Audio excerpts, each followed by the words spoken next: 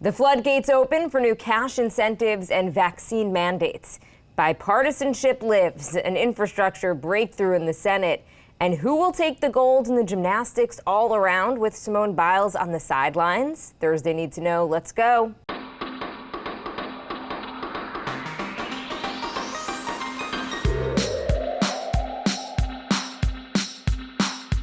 Good morning. This is Cheddar's Need to Know podcast for Thursday, July 29th. I am Jill Wagner with Carlo Versano. Hey, Carlo. Morning, Wags. Man, I had a day yesterday. You ever just have a day? I heard you on the phone, actually, talking about breast milk going bad. Oh, and my I'm just God. like, I'm getting out of here. Yeah. Oh, God. It was one of those days where it just starts on the wrong foot and just everything breaks against you until you go to bed, literally, and you're there and you're just like, the world is against me today, and it is what, it was nothing serious, and I think I've solved the major problems, including the spoiled breast milk. But man, it's a new day, though. It's a new day. All right, well, I'm glad today you woke up on the right side of the bed. There is an expression, it's like you can't cry over spilled milk, but you should cry over spilled breast milk, yes, because that is liquid gold. Yes, so it I is. get it. Yes, it is. Okay, let's get to some news here. Remember that old story about the donkey who won't move? His jockey puts a carrot in front of the donkey's face. When that doesn't work, he hits its rear end with a stick. So that is essentially the state of the vaccine push in America right now. New York City will be offering $100 on the spot to residents who go to a city-run vaccination site for their first vaccine dose. So this is the biggest test yet of a new incentive in the form of cold, hard cash for vaccines. That is the carrot, and then there's the stick. Google, the latest large employer and the first of the big tech giants to say that anyone who is returning to the office has to be vaccinated, period. The company also pushing back on its mandatory return from September to October. Facebook also mandating vaccines for on-campus staff. Netflix mandating vaccines for anyone who works on set in the United States. This includes all cast and crew. And President Biden expected to announce a blanket vaccine mandate across the federal government today. Federal employees who don't want the vaccine will be subject to regular testing. Let's go. Is that a mandate, though? I mean, if you have to basically, if the other option is that you get tested, what's the big deal to get tested? But they should be doing both anyway. Yeah, I agree with that. Well, I mean, my question, can you OD on the Pfizer vax? Because I'm going to try and snag that $100 and find out. I'll let you know. I'm ready to get my third dose over here. Look, the cash incentive, I mean, is it embarrassing? Is it pathetic, given that there are places on God's green earth where there are poor people begging for this vaccine and can't get it, and we have plenty of them but can't give them away? Is it a slap in the face to those of us like you and I, Jill, who spent hours online trying to book the first available appointment this spring to get this thing so we could protect ourselves and our loved ones? Yes, the answer is yes. But as every parent in America knows, sometimes you got to bribe your kid to eat the broccoli. And if it works, then the process that got them to eat the broccoli was worth it, whatever it was. So when somebody inevitably says today, probably on Fox News or wherever, that if this vaccine is so good, why do you have to bribe people to take it? That's the response, right? It's broccoli for your toddler who doesn't want to eat the broccoli. But also, the fear of this Delta variant and the current surge warning, it may be incentive enough. Yesterday was the best day for vaccines reported in this country in many weeks. 500,000 newbies, more than 750,000 total doses. That's well above the current average. So we're back on the upswing at least. Meanwhile, the efficacy of the Pfizer vaccine appears to slip slightly from 96 to 84% after about 6 months. That's according to some new data released by the pharmaceutical giant. The vaccine remains extremely effective, though, at preventing severe disease even after 6 months. The study could add momentum to Pfizer's case that booster shots are going to be necessary for the general population, although federal public health officials have so far disagreed with that. At this point, it's still looking like it will likely be, maybe people 65 and up, or people who have who are immunocompromised who might need that third vaccine. I do think that, Pfizer going out there pushing for boosters, I understand what they're doing, but there's an argument there that that's not a great strategy, because right now at least, because I think that adds to this idea from people like, oh, well, obviously then this why billion. Would I even get it? Yeah. Well, also just like here's $1 billion company, so like of course they want boosters, right? They're going to make a ton of money off of this thing. One other thing, and we heard this from a friend of the pod, Jennifer. I'm going to start calling our listeners FOPs because I just think that's better. Okay, so FOP Jennifer wrote in and she just said, we shouldn't say that the science has changed, even though I think that's how the CDC says it, but that's not really true. The science doesn't change. That's what makes it science, right? It's our understanding of the virus is what has changed, which is true. This thing is very unpredictable, and we keep learning more about it. We are coming up on 70% of adults in this country with at least one dose.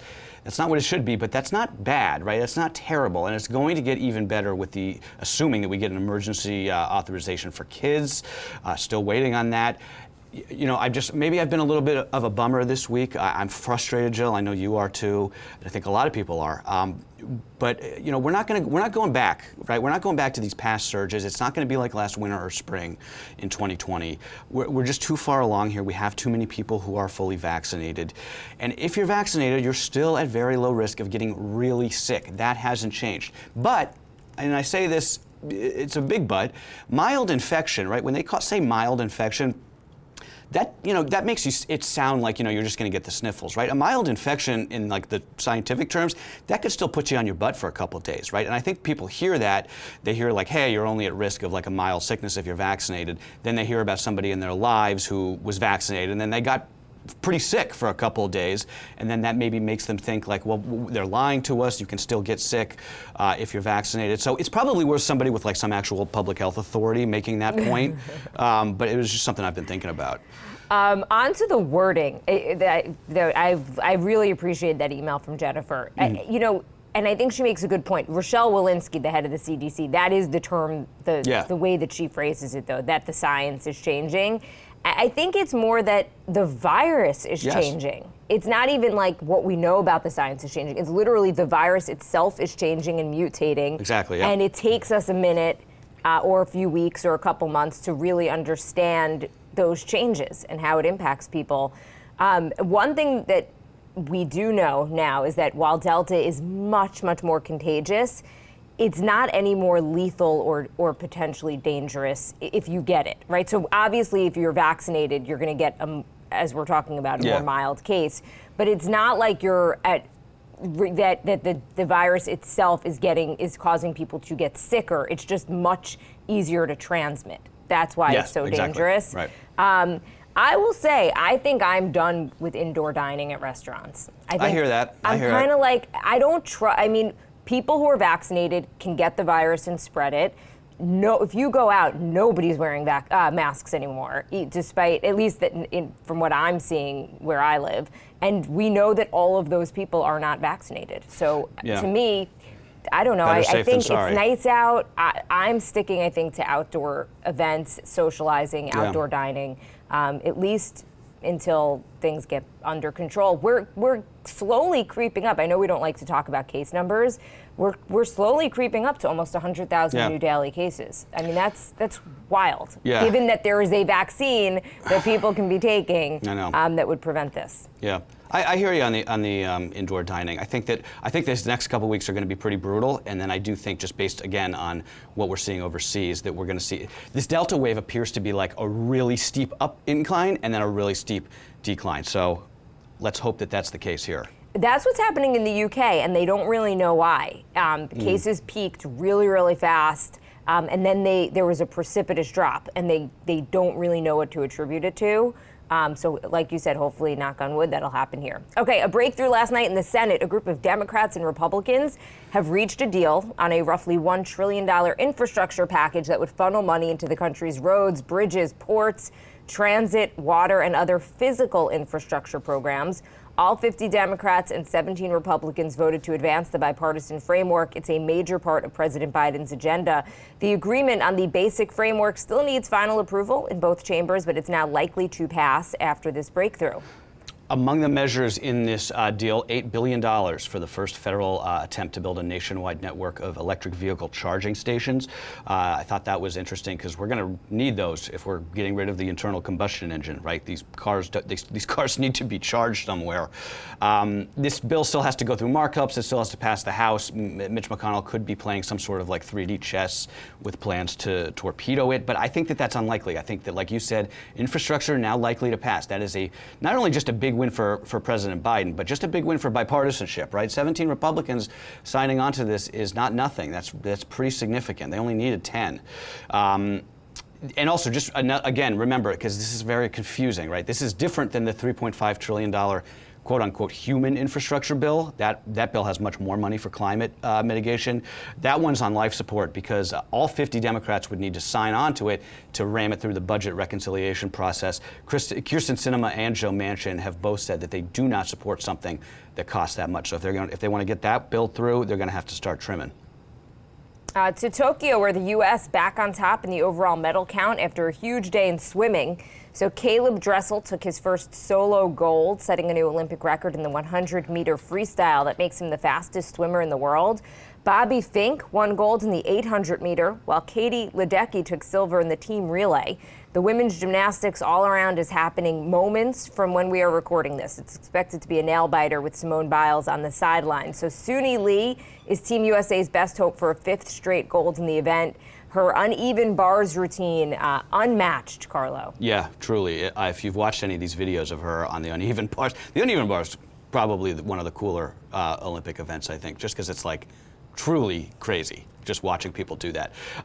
Simone Biles gets all the attention for good reason as the GOAT, but Suni Lee is insane, and she has a great backstory. She's a Southeast Asian immigrant. Her father built her a balance beam in her backyard when she was a kid so she could practice. They still have it back there. And then really sadly, her father was paralyzed in a freak accident a couple of years ago, 2 days before the National Gymnastics Championships. Suni went on to win the gold in the uneven bars in that event as he watched over FaceTime from his hospital bed. So that's what an Olympic story, right?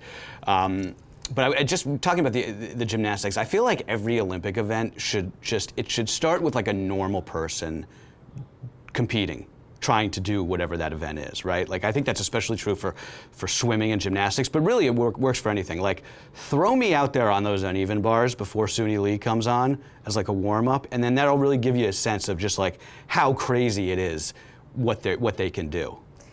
So it's funny you say that. My daughter just started to take gymnastics lessons or do gymnastics. Yeah. So for fun, I wanted to see if I could just do a forward roll. Okay, this is as basic as it gets. My daughter was basically doing forward rolls as soon as she could walk. Spoiler alert, I cannot. I tried one, I got up, the whole room was spinning. I'm just like, I'm either too old or too uncoordinated for this. So yes, I think that the difficulty of what these athletes are trying to do, I think we do sometimes underestimate it. One thing I wanted to say about Simone Biles that I've been noticing in basically all of the coverage is I think it's remarkable the lack of criticism that she's getting, because everyone that I hear talking about it is like, for everyone criticizing Simone Biles, you try doing it, and it's like, no one's criticized. Besides for Piers Morgan, I haven't heard anyone criticize her, and I think that that's wonderful. And maybe it's because we just had Naomi Osaka, who really came out ahead of this and made a big point about talking about mental health, so we were already maybe primed for this discussion. Right. But everyone I think was expecting this huge blowback that I don't think has, unless I'm just following the wrong or the right people on Twitter. Right. I haven't really seen anybody come out and really criticize her, maybe a couple people here and there. It has been overwhelmingly supportive of her decision. And I think that that's wonderful. And I think it points to kind of where we are, and almost like where we are, that everyone was like primed for a fight about it. And it's like, no, everyone's kind of like, okay, it's cool. Yeah. She's the GOAT. She made a decision for herself, and great. Yeah, no, I agree with the only thing I saw was somebody, I don't even remember who it was, tweeted something about how Michael Jordan never would have quit basketball. It was like, well, no, for his mental health, but he did actually do that. He left after his father died. They didn't call it back then, a mental health decision, but that's what happened, right? He couldn't perform at that level after his father died, so he went to play baseball for a year. Yeah. And came back. So yeah, absolutely. All right, Carlo, on to some big news on Wall Street today. The online brokerage Robinhood starts a new era as a public company today when it debuts on the NASDAQ under the ticker symbol HOOD. So the company is doing something unusual. They're reserving about 20% or even more of their offering shares to the legion of retail investors who made the platform so popular. Ever since the meme stock craze earlier this year, Robinhood has been the focus of a virtually endless stream of regulatory probes and legal battles. The stock is priced at about $38. That's the low end of the range, a sign that demand from investors may not be so hot. So people like trading on Robinhood, but do you want to own Robinhood? That's the question. That is the question. Just before this IPO, Wall Street regulators from FINRA opening another investigation into whether Robinhood CEO Vlad Tenev is even licensed to run a brokerage, which you have to be for obvious reasons. And needless to say, seems like something that you would take the time to go and do if you were going to run a public company that is a securities firm. Anyway, the question is, like you said, whether these Redditors, particularly these meme stock traders, want anything to do with this stock, or if they're just going to short it en masse, because a lot of people are still upset at them. Because remember, Robinhood sort of, they sort of flailed during that big GameStop short squeeze earlier this year.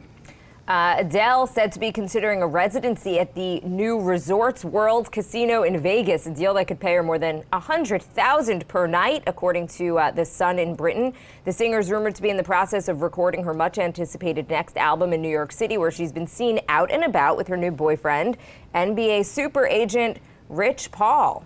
Come on, Adele. Give us the Adele and Rihanna. What are you guys waiting for? Can we get these albums already? We need something here. This will be the biggest record of the year whenever it comes out. Also, Jill, just on the while we're talking a little bit of celeb news, this I don't know if you've been following this, but Bob Odenkirk, he's recovering in the hospital after what his reps referred to as a quote heart-related incident yesterday. Odenkirk plays Saul in the Breaking Bad, sort of like the extended Breaking Bad universe. He reportedly collapsed on the set of Better Call Saul and was rushed to the hospital. Bryan Cranston among the many stars who flooded social media yesterday to wish him well. We will, of course, add our names to that list. He is amazing. I don't know, did you ever watch Breaking Bad? I did, yes. Yeah, him playing Saul in that show is like one of the greatest. He's just such a good character actor and a comedian. I just hope he's okay. Do you watch Better Call Saul? I started it, and then for some reason, I never picked it back up, so I Me too. Funnily enough, yeah. I didn't. I liked it. It was one of those shows that I liked, but then for whatever reason, after the first season ended, I didn't get on to the second season, and then you just get into the backlog, and you're like, I can't start now. Okay, that is going to do it for us today. A big reminder, tomorrow, we're going to be on YouTube again. Oh my God, 9 a.m. Eastern Time, where the show is going to air kind of in video in all of its glory, and you and I get to chat with anybody who wants to just chime in on basically anything. And I have to say, it is a ton of fun. Yes. It goes so quick. It does. It really does. And thank you for reminding me, Jill. I totally forgot it's even Thursday. Like I said, it's been a week. You had a week yesterday alone. Hope today's better for you and for everybody. That's what you need to know for Thursday, July 29th. All right, guys.